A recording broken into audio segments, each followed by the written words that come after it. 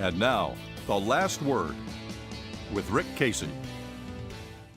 Early voting starts Monday for the city election, and I have a prediction. No, it's not about the mayor's race. It's about the $850 million bond package, the largest in city history. Some supporters are nervous about it, worried major portions could sink because of criticism of the inclusion of the land bridge at Harburger Park, major improvements to Broadway, and a number of downtown projects, not to mention the sheer size of the package. I'm confident in saying none of the criticisms will keep San Antonians from approving the bond package. Why? For the simple reason that such criticisms never do. For the past 50 years, San Antonio has approved bond package after bond package despite regular criticisms. It helps that the packages typically, as is the case this year, do not involve tax increases. The new bonds are approved as older bonds are retired. San Antonio has always believed in investing in itself. So much so that only one bond proposal in more than 50 years has failed. And that was because the mayor herself mounted a campaign against it. Here's the story. The year was 1979. City Hall was in the midst of a major transformation. For more than 25 years, all members of City Council were elected at large, with tickets formed by the business-oriented Good Government League dominating the elections.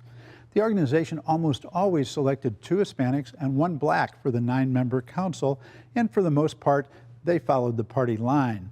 But in 1977, under pressure from the Justice Department's Civil Rights Division, citizens barely passed a charter revision electing the mayor citywide and 10 members from districts.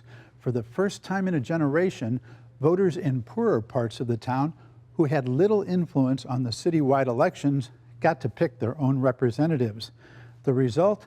5 Hispanics and 1 African American, all of them under 40, with constituency whose areas had been underserved for decades. It was a generational change and an ethnic change, recalled Henry Cisneros, the only incumbent among the 6. Under the leadership of Mayor Lila Cockrell, a GGL veteran who had been elected the city's first woman mayor 2 years earlier, the council in early 1979 worked up a bond package to take to the voters.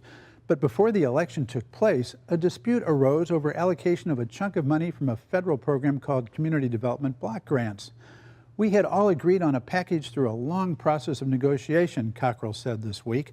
But when the issue came to a council vote, she said, Councilman Bernardo Uresti introduced an amendment that completely changed the package.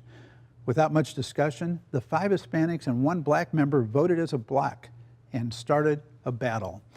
There was a situation when the council was forming cliques, Cockrell said, so I simply stood against the voters, approving a bond issue under those conditions. It strengthened my standing. It showed I wasn't going to allow myself to be pushed around.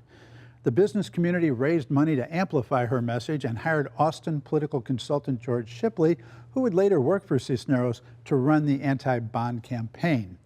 Their slogan was, "Don't give them a blank check," Cisneros said. It was a very divisive campaign.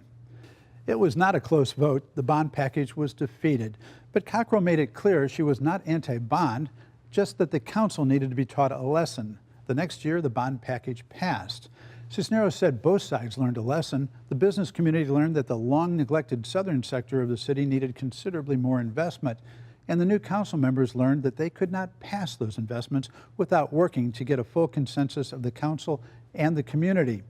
It's a lesson that has held. Every bond package since then has passed, and this one will too. And that's it for Texas Week. See you next time.